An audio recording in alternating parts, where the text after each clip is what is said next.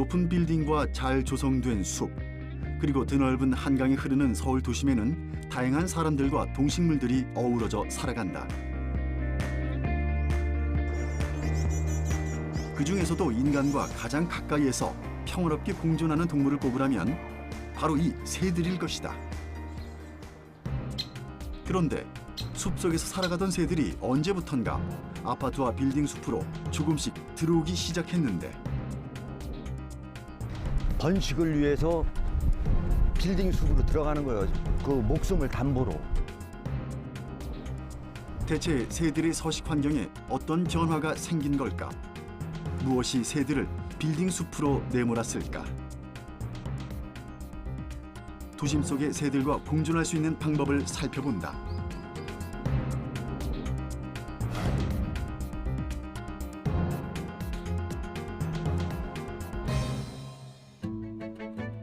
사람이 살아가는 도시.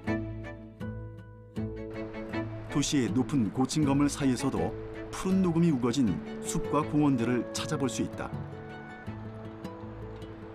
이곳에서 사람들은 바쁘게 달리던 일상에서 벗어나 잠시 마음의 여유를 찾곤 한다. 다양한 동식물들이 어우러져 하나의 생태계가 조성된 이곳은 새들이 서식하기에도 안성맞춤이다.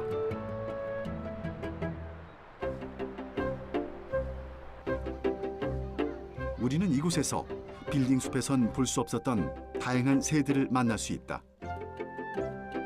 도시라는 큰 공간 안에서 인간과 새들이 평화로운 공존을 하고 있는 것이다. 그런데 언젠가부터 새들이 점점 인간이 사는 빌딩 근처로 날아들기 시작했다. 하천 근처 고지대에 사는 야생조류가 도심 한가운데 둥지를 트는 일이 잦아졌습니다.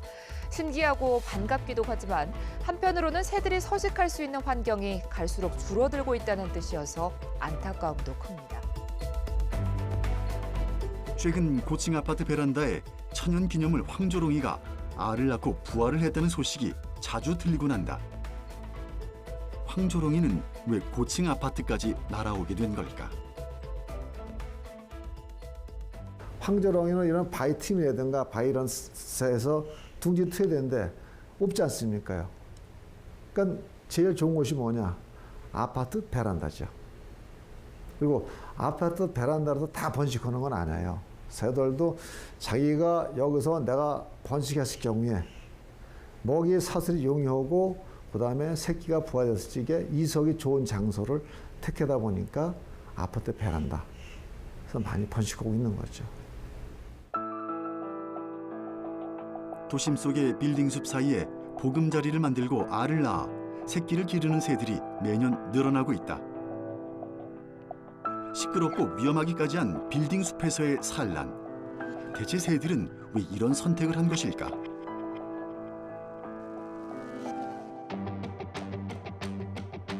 새들은 자신이 태어난 곳에서 나와 멀리 떠났다가도 산란기가 되면 다시 그 장소로 돌아오는 귀소 본능이 있다. 하지만 개발로 인해 하루가 다르게 변해가는 도심은 새들의 서식지마저 앗아가 버렸다. 더 이상 돌아갈 곳이 없는 새들은 잘려진 나무 대신 그 자리에 들어선 고층 빌딩을 대안으로 선택한 것이다.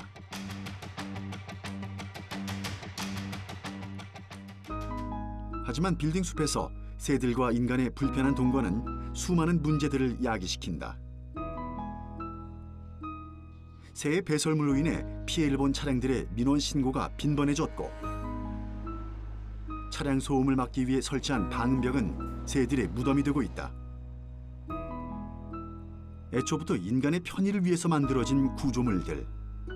이 벽의 의미를 알지 못하는 새들은 무심코 날아들었다가 소중한 목숨을 잃게 된다. 대체 이런 사고로 얼마나 많은 새들이 희생되고 있는 걸까? 서울 시내에서 다쳐도 들어온 새가 계절마다 틀리겠지만은 보통 하루에 3건, 많을 때는 10건 이상 들어올 건 있죠. 요즘 계절에는 어떤 새들이 주로 보게 되세요? 요즘 결에는 지금 산란기철이다 보니까 그다음에 그런 둥지에서 이소해서 그 훈련 과정에 그 나고든 새들 또는 새끼를 키우기 위해서 어미가 먹이 잡아오다가 유리창에 부딪혀다 들어온 새들 거의 다 이런 새가 많죠. 또는 그 다음에 그런 전신들이라든가 그런 데 부딪혀서 그 들어온 새도 일부가 있고요. 운이 좋은 새들은 구조돼서 치료를 받기도 하는데 현재 한국조류보호협회에서도 부상당한 새들의 치료 작업을 진행하고 있다. 내부엔 다양한 종류의 새들이 케이지에 격리돼서 보호되고 있는 중이다. 더운 날씨에 샘을 찾지 못해 탈진으로 쓰러져 있었다는 어치는 이제 제법 기운을 차렸다. 이소 과정에서 어미와 분리된 천연기념물 황조롱이는 아직 야생으로 돌아갈 충분한 준비가 되지 못했다.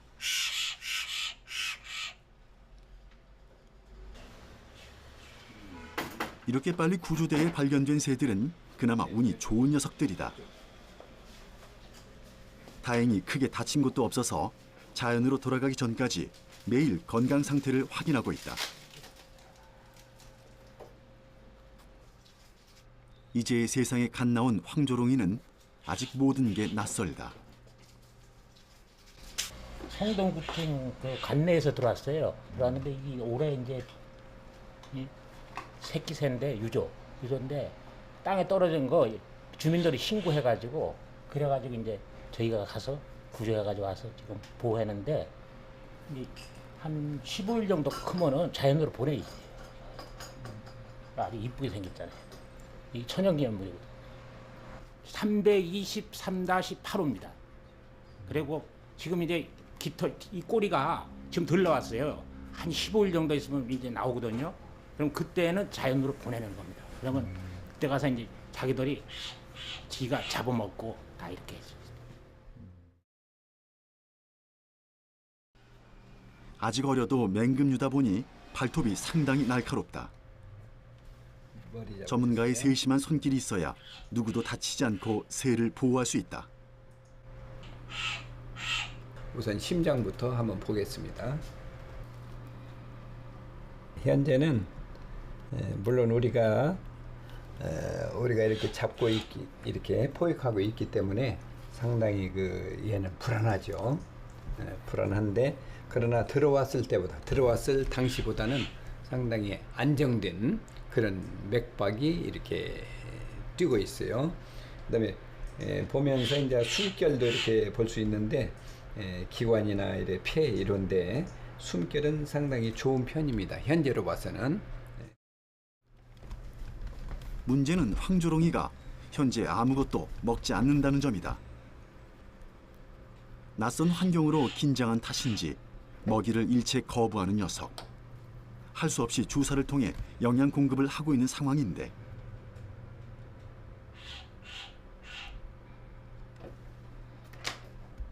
도움을 주는 손길이지만 녀석의 눈엔 경계심이 가득하다. 이렇게 해주면 되고 그리고 이제 치료하면서 항상 얘들이 이제 좁은 공간에 아무래도 있으니까 날개나 다리 이런 데를 점검을 해주는 거죠. 항상 뭐 자주 해줄 필요는 없지만 가끔 해줘야 합니다. 하루에 한 번 정도는 이렇게 해줘야 돼요. 며칠 전에 구조됐다는 어린 새 한 마리도 만날 수 있었는데 네, 그거는 무슨 새예요? 아, 요건 비둘기 유조 새끼인데 이게 지금 저 주택가에서 뭐 아파트나 이런 데서 이 떨어져 가지고 그래서 이제 신고해가지고 들어온 새인데 이 사실은 어미 곁에 있어야 돼요. 얘들은 왜냐면 비둘기는 땅 특징이 유조 때 이후에 얘들을 대세김질 해가지고 먹이 주는 거거든요. 요거보다 더 커야 되는데 지금 너무 어리거든요 이게. 그래서 이게 지금 이제 우리가 이제 강제로도 조금씩 미끼고 있어요. 이제 불쌍하죠. 요새 이 천덕꾸러기인데 우리는 뭐 비둘기라고 구조를 안 해올 수 없잖아요. 그래서 와서 여기서 보호해가지고 좀 크면은 다시 자연으로 보내 이래고 하고 있어요. 어미를 잃고 무리에서 낙오됐다는 비둘기 유조. 세상 밖으로 나가기도 전에 시련이 닥쳤다. 비둘기는 현재 도심에서 가장 왕성하게 번식하고 있는 조류다. 빌딩 숲에 완벽하게 적응한 뒤로는 엄청난 번식력을 자랑하며 지금은 천덕꾸러기가 돼버렸는데, 하지만 과거 비둘기는 평화의 상징으로 큰 사랑을 받아왔다. 제1회 아테네 올림픽에서부터 개회식에 비둘기를 날리는 것은 일종의 전통이었다. 1988년 개최된 서울올림픽 개회식에서도 비둘기가 날아올랐다. 제24회 대회를 상징하는 2,400마리의 비둘기가 날아올라 평화의 축제 분위기를 한껏 돋구었습니다.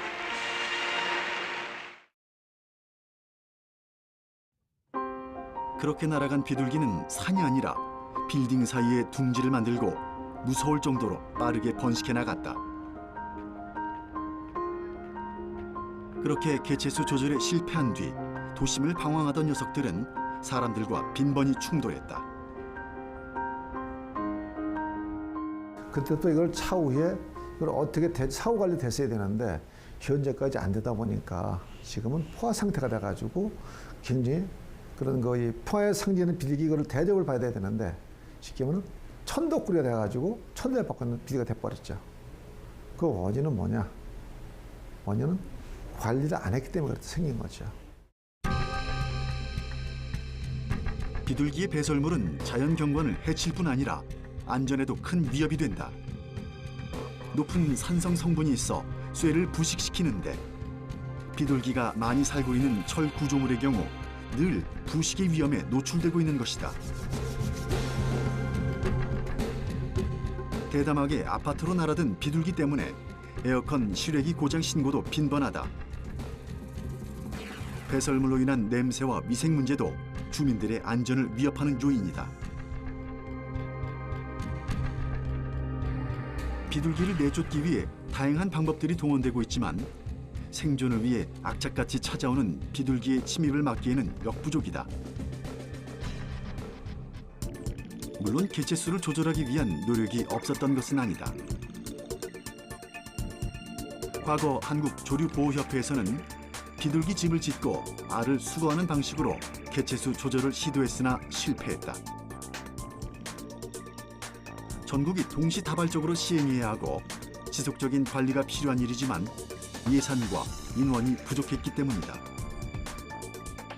비둘기 집 지워지기 홍보 캠페인 해가지고 여기 설치해줘가지고 우리가 준공식 했던 그 사진이고요. 이것도 마찬가지고 요거는 공원에 만들어줘가지고 사람들이 같이 공존할 수 있게 만들어진 그 비둘기 집입니다. 이런 비둘기 집 많이 지어가지고 보호받는 비둘기 또는 떠돌이가 아닌 비둘기가 됐으면 좋겠어요. 결국은 서식지가 부족하다는 것이 가장 큰 문제다. 새들이 도심의 천덕꾸러기로 전락하지 않게 하기 위해서는 먹이 활동을 하고 새끼를 낳고 기를 수 있는 충분한 공간을 마련해 줄 필요가 있는 것이다. 그런데 최근 이런 새들의 서식지마저 파괴하는 개발의 움직임이 포착되고 있다.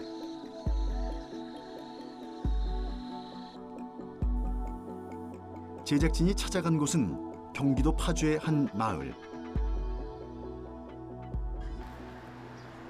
인근에서 오래도록 다양한 새들을 연구하고 보호해온 꾸룩새 연구소 정다미 소장을 만났다. 그녀는 제작진을 근처 구릉지대로 안내했는데 이곳은 아주 오랫동안 정다미 소장이 관찰해온 수리부엉이가 서식하고 있는 곳이라고 한다.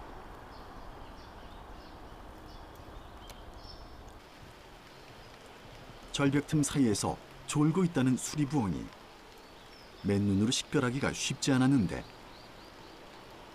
카메라 렌즈를 당겨 자세히 들여봤더니 절벽 틈에서 쉬고 있는 수리부엉이가 눈에 들어온다.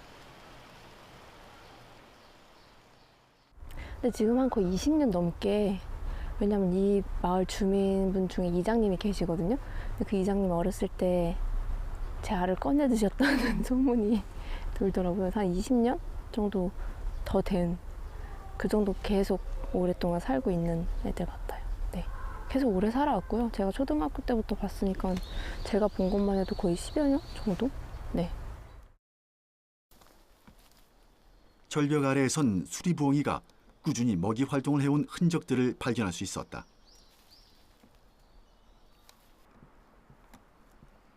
맹금류답게 털 있는 동물을 잡아먹은 후 동물의 깃털이나 뼈를 발라 뱉어낸 펠릿도 곳곳에서 볼 수 있다. 여기 바닥에 지금 펠릿을 토한 걸 볼 수 있어요. 여기. 주로 여기서 쉬면서 펠릿을 토했다는 걸 알 수 있거든요. 네. 그만큼 여기가 얘들한테 서식 환경이 좋다는 얘기인가요, 그러면? 그럼요. 네, 서식 환경도 좋고 이 주변에 먹이가 굉장히 풍부하거든요. 지금 보면은 이건 지금 쥐를 먹은 건데 쥐 아래 턱뼈도 보이고요. 들쥐류를 먹은 것 같은데 이 주변에 뭐 꿩, 뭐 메토끼, 쥐, 뭐 되게 다양한 동물들이 수리부엉이한테 먹힘을 당했거든요. 네. 그래서 이런 펠릿을 보면 부엉이가 어떤 먹이를 먹었는지를 알 수 있어요. 지금 되게 많이 떨어져 있는 걸로 봐서는 최근에도 먹이 활동을 했다는 걸 알 수 있어요. 지금 여기도 지금 떨어져 있고 여기.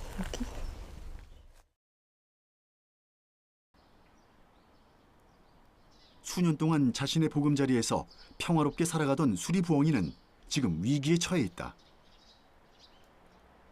절벽 주변으로 대규모 개발공사 허가가 떨어진 것이다. 소규모 환경영향평가 과정에서 법정 보호종인 수리부엉이의 개체 조사가 누락됐던 것으로 밝혀졌다.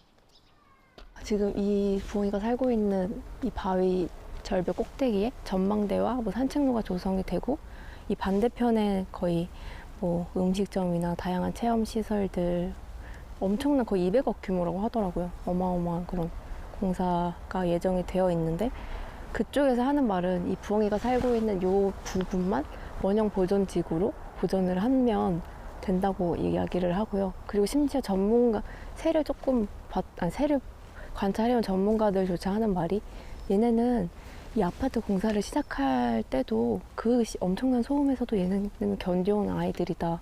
견뎌온 애들이기 때문에 발파 작업을 하고 여러 가지 공사 작업을 해도 부엉이는 계속 살아갈 것이다. 이렇게 말을 하고 있는 거예요.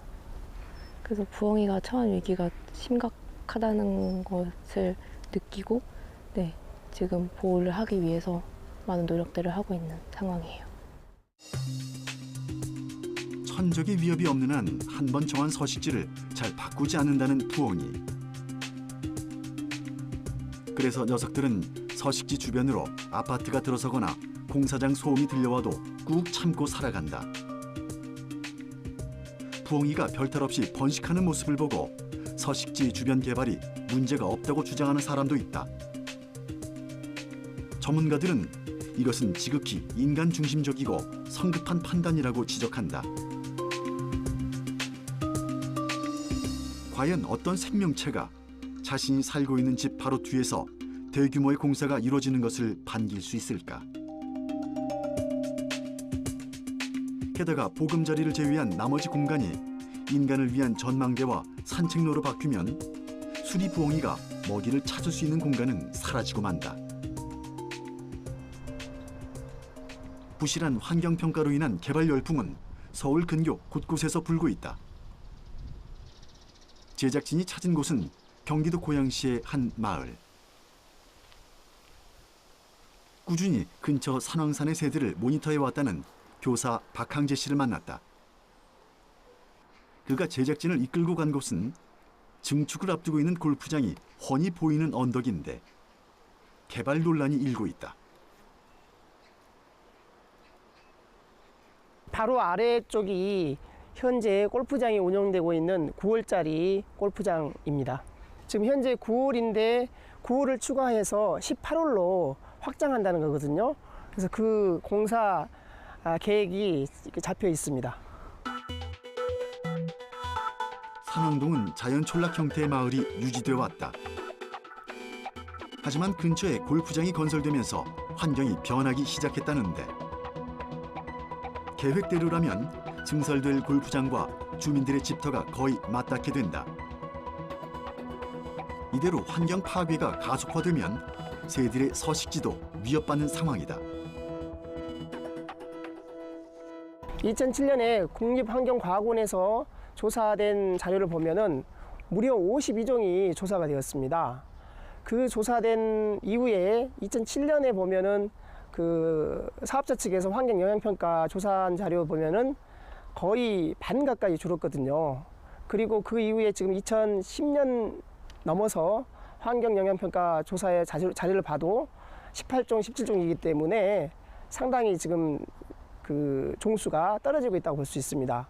저희가 이제 조사를 했을 때도 지금 현재 34종이기 때문에 그것도 2차에 걸쳐서 조사된 자료 속에서 34종이기 때문에 지난 2007년에 조사된 자료하고 비교했을 때 상당히 종수가 줄었다고 볼 수가 있습니다. 급속한 산업화 과정에서 지역 개발은 선택이 아닌 필수가 되어왔다. 주변 환경과 그 속에서 살아가는 수많은 생물들의 희생을 통해 길이 닦이고 건물들이 세워졌다. 물론 공공의 이익을 위해 꼭 필요한 개발들도 존재한다. 하지만 자연 환경을 훼손하고 인근 주민들의 삶의 터전과 새들의 서식지를 파괴하는 개발이 과연 누구를 위한 것인지는 철저하게 따져봐야 할 일이다. 지극히 개인적인 여가 활동이 새들과의 공존보다 더 중요한 일일까? 새들이 살 수 있는 조건은 숲이 있어야 되고 물이 있어야 됩니다. 근데 숲은 갈수록 나무가 베어지면서 사라지고 있고 물은 여러 가지 문제로 인해서 오염되고 있어서 새들이 안심하고 살 수 있는 공간들을 잃고 있습니다.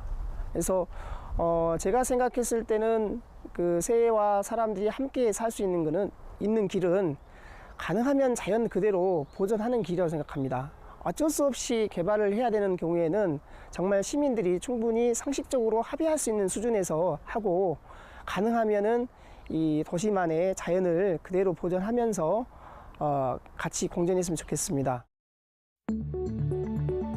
과거의 무분별한 개발의 시행착오를 반성하고 도심 속 새들과 공존의 공간으로 거듭난 장소가 있다. 바로 남산이다. 현재는 생태공원으로 거듭난 장소지만 60년대는 케이블카가 들어서고 70년대는 외국인들의 편익을 위해 초대형 외인 아파트가 들어서면서 남산의 경관을 가로막기도 했다. 잘못된 정책으로 인해 국내외 비난 여론이 일었고 그것을 되돌리는 데는 엄청난 비용을 치러야 했다. 결국 남산의 외인 아파트는 남산 제모습 찾기 운동 일환으로 22년 만에 철거됐다.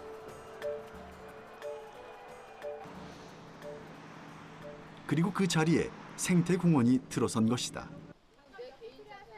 제작진이 남산을 찾은 날 한 무리의 사람들을 만날 수 있었다. 이른 아침부터 분주하게 채비를 한 이들은 숲 내부로 발걸음을 옮겼는데 모두 새를 관찰하기 위해 모였다고 한다. (2016년부터) 매년 단원을 모집해 활동하고 있다는 남산의 새시민 모니터링단. 이들은 전문가와 동행해 새들을 관찰하고 그 결과를 기록한다. 이제 2년 정도 활동했지만 상당한 성과를 거두고 있다는데. 이곳에 많은 이제 생물들이 살고 있는데 어떠한 생물들이 정말 얼만큼 다양하게 살고 있는지 그것들을 시민들과 함께 모니터링하는 그런 일환으로 조류 모니터링을 갖다가 계획을 했습니다. 그래서 작년에 저희가 시작을 했고요. 시민 모니터링단을 뽑아서 1기 선생님이 배출이 됐고 그 와중에 1년 조사를 하면서 의외로 많은 성과가 있었어요. 샘의 번식이라든지 솔부엉이 번식이 확인이 되었고요. 그 외에 많은 새들, 저희가 생각하는 것보다 더 많은 새들이 확인이 되었습니다. 제작진은 모니터링단과 동행하는 과정에서 다양한 새들을 관찰할 수 있었는데 참새나 비둘기가 아니라 조류 도감에서 볼 수 있을 법한 귀한 새들이 사람들 가까이에서 머물고 있었다. 먹이를 구할 수 있는 장소와 안심하고 쉴 수 있는 서식처가 있기에 새들이 매년 찾아오는 것이다.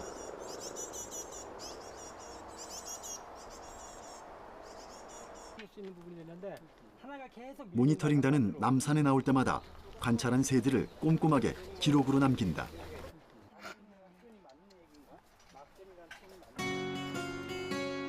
나무에 매달린 작은 구조물은 바로 인공 새집인데 야생 조류들을 불러들이는데 큰 공을 세웠다.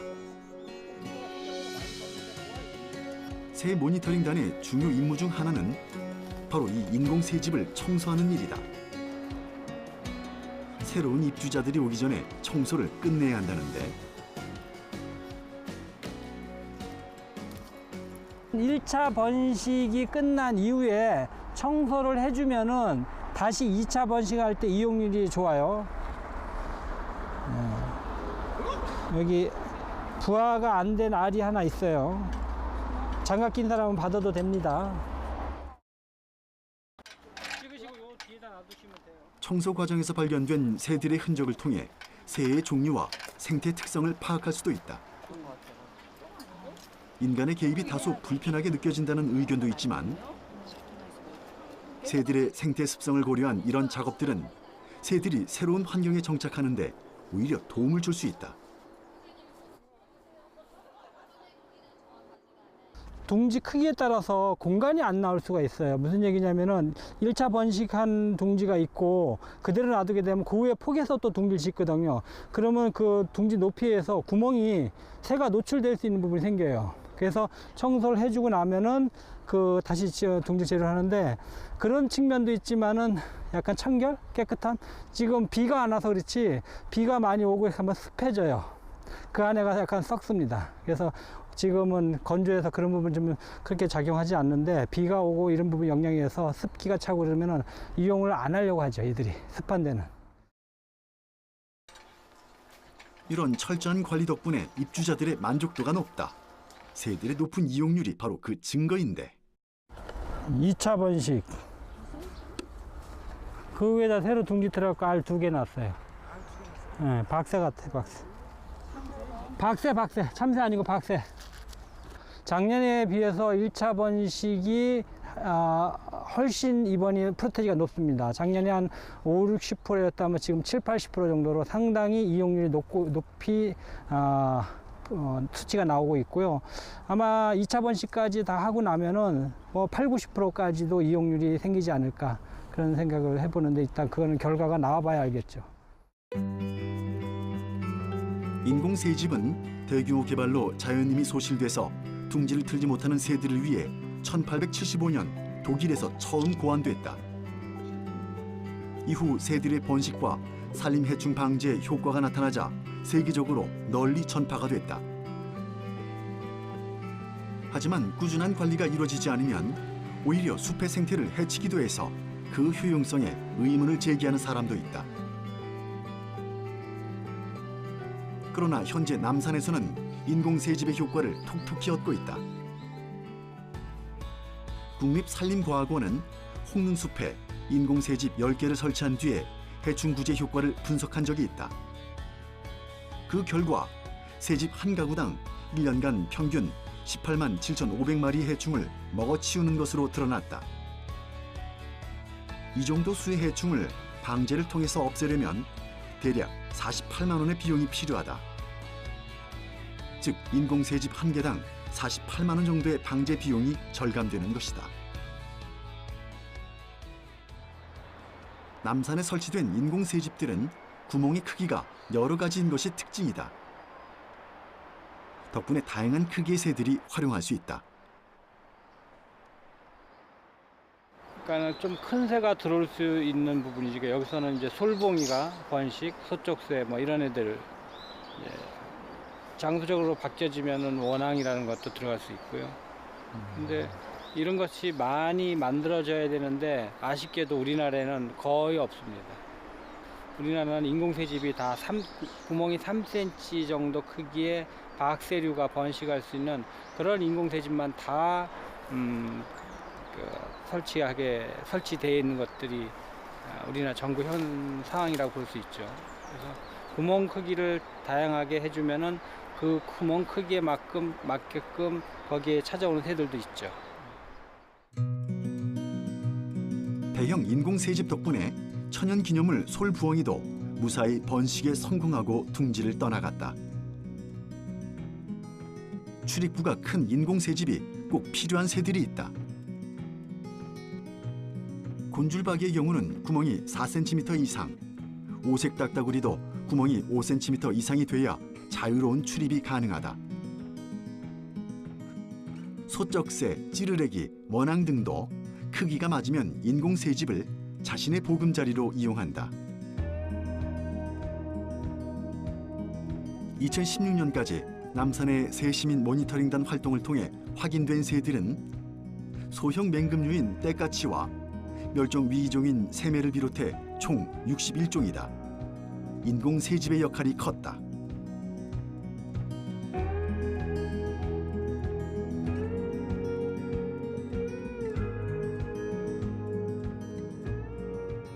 많은 차량과 대기 오염 여러 가지 이런 것들이 그런 공간에 있는 산이기 때문에 그 남산이라는 곳에 많은 다양한 생물들이 살아갈 수 있을까?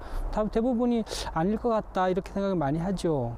그랬는데 상당히 많은 새들이 살고 있었고 또 실제 인공새집을 달아줘 봤더니 인공새집 이용률이 상당히 좀 높았어요. 다른 지역보다. 그래서 실질적으로 느끼는 것도 그랬지만은 실제 그 인공새집의 이용률도 높은 부분이 나타났죠. 인공새집을 달아주는 것 못지않게 중요한 것은 도심 속에서도 새들이 살아갈 수 있는 공간을 남겨두는 것이다. 제작진이 마지막으로 찾은 곳은 김포 한강 야생조류공원. 한강 바로 옆에 너른 들판이 펼쳐져 생태계가 고스란히 보존됐다. 아파트가 들판 저 너머에 조성되면서 새들이 살 수 있는 공간이 충분히 확보된 것이다. 이제 2001년도에 이제 김포 신도시가 발표되면서 이제 그 자연 환경이 굉장히 훼손되는 상황에 이르렀거든요.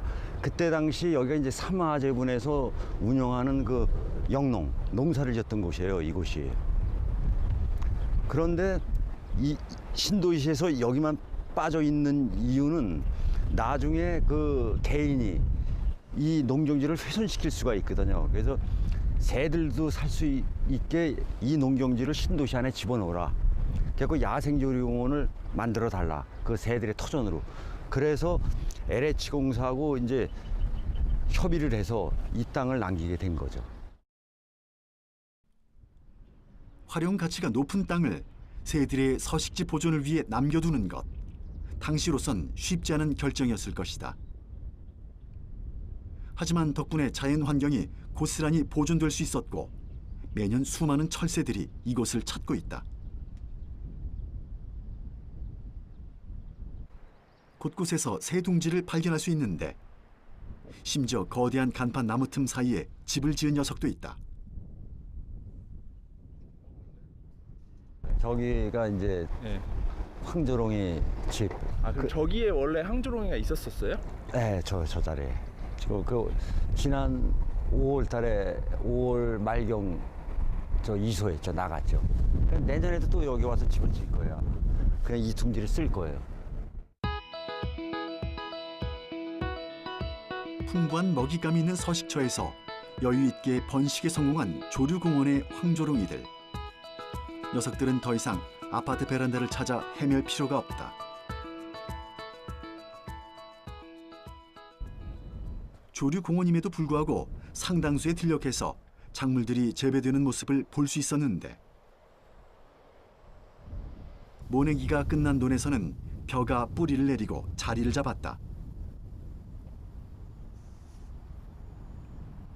가을이 되면 황금 물결로 장관을 이룰 것 같은데 이 많은 곡식들의 주인은 누구일까? 농부들이 일부러는 심지 않는다는 매작이도 눈에 띈다. 오히려 농사에 방해가 된다고 없애는 풀인데 이곳에선 무성하게 자라있다. 사장님 여기는 어딘가요? 여기가 바로 나달 들녘이에요. 그 철새들을 위한 그 먹이터. 이게 이제 철새들을 위한 그 먹이터고, 여기 보면 이제 매자기를 여기 심어 놓은 거는 이제 구근류를 좋아하는 새들을 위해서 심어 놨고, 저쪽에는 이제 벼를 심은 겁니다. 그리고 그 옆에 칸은 물론도 만들어줘서 새들이 좋아할 수 있게. 그리고 이제 벼가 다 익으면은 그 벼를 수확해서 그대로 뿌려놓고 또 벼집 놓기를 해요. 그 새들이 좋아하는 습성을 그대로 고려해서. 그리고 이제 저 무농약, 그러니까 농약을 안 쳐서 새들에게 지장이 없게끔 다 배려를 해주는 거예요. 지금 이곳이. 지금 이제 주변에 그 한강하구를 내려오면서 보면은 주변에 그 농경지가 거의 다 사라지다시피 했거든요, 지금. 그래서 이제 먹이터를 마련해 주지 않으면 안 될 상황이 지금 도래한 거죠. 그래서 그 새들을 위한 먹이터 공간. 장소 선정부터 먹거리 제공을 위한 농사까지 곳곳에 새들을 위한 사람들의 배려가 눈에 띈다. 지금 이 매자기를 심어둔 이유는 앞으로의 가능성을 위해서 심어놨어요. 구근류를 좋아하는, 예를 들어서 저 제두름이라든가 게리가 먹을 수 있는. 그래서 요게 매자기. 바로 요 밑에 이제 구근이 있거든요. 이게 바로 게리나 제두름이가 좋아하는 그 구근 뿌리예요. 요 뿌리. 그래서 이제 그 지금은 현재 오지는 않지만 앞으로 그 제두름이하고 게리가 올 것을 생각해서 미리 이걸 갖다 이렇게 파종해 놓은 거죠, 지금. 애들이 그 뿌리를 먹는 거예요? 네, 뿌리를 아주 선호하죠. 이제 물론 이제 벼 나달도 먹지만 요 구근 뿌리를 아주 좋아하거든요. 먹잇감이 풍부하다 보니 자연스럽게 철새들이 다녀간다. 여름에는 백로, 외가리, 민물가마우지 등이, 겨울에는 제두름이 큰 기러기가 번갈아 이곳을 찾는다. 인간과 새들의 평화로운 공존. 어쩜 이곳에서라면 그리 어려운 일이 아닐지도 모른다.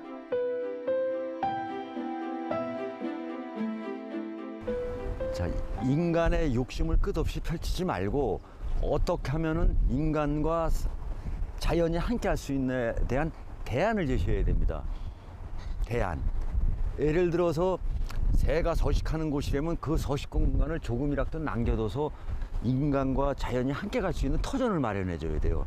그러나 지금 우리는 우리의 개발, 우리의 욕심으로 그 작은 배려 없이 모든 것을 다 훼손시키고 있잖아요. 그래서 제일 중요한 것은 함께 그 공간을 사용할 수 있는 그들에게 작은 우리의 마음의 배려.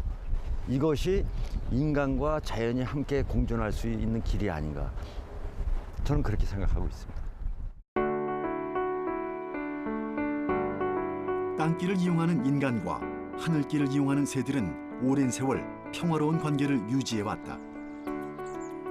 인간의 끝없는 욕심이 불러일으킨 과도한 개발은 그 오랜 신뢰 관계를 위협하고 있다. 우리는 이제 새들을 위해 할 수 있는 일들을 잘 알고 있다. 주저함 없이 실행에 옮길 때 새와 인간의 진정한 공존을 꿈꿀 수 있을 것이다.